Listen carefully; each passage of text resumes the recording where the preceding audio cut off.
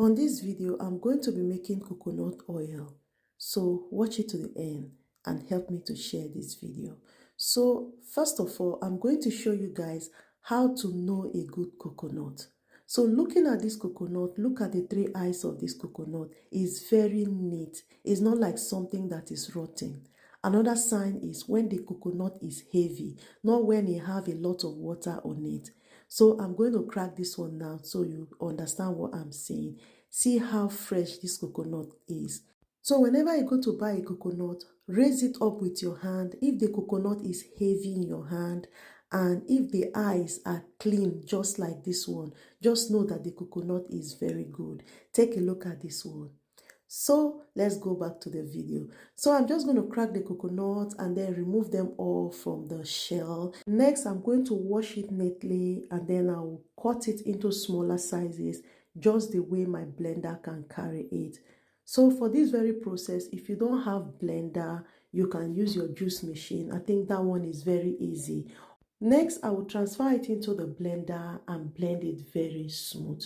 When you are using blender to blend little by little because you don't want to spoil your blender, and try to add a lot of water on it so it helps the blender to blend it very fast. So once I'm done blending it, next I am going to sieve it out, separate the milk and the chaff.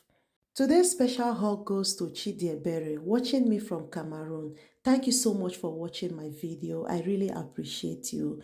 Let me know where you're watching this video from so that on my next video, I'm going to send you a hug. So once I'm done squeezing it, I'll cover it and leave it overnight.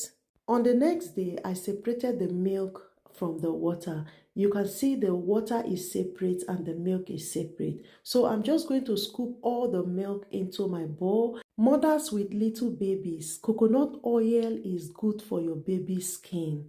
Instead of using Johnson cream and all that, apply coconut oil on your baby's skin. They will not have this dry skin babies normally have after birth. So I transfer it now into the pot. I am going to fry it. Gradually, you will see oil start coming out from it. It is that easy to do. So next, I am going to sieve the oil you're seeing now floating on the pot. I am going to sieve it out and then continue to fry it. So if you're doing this thing, do not allow this coconut milk to get burnt or else your oil will be dark in color. So I continue to scoop the oil until I can no longer see oil on it again. And then I'm going to use my sieve to press all the oil from the milk. And then that is it. Now tell me, are you going to make your own oil at home as well? Let me know in the comment section. So guys, this is the quantity of oil I was able to make from the 9 coconuts I bought. Alright guys, thank you for watching and also help me to share this video as well. Bye.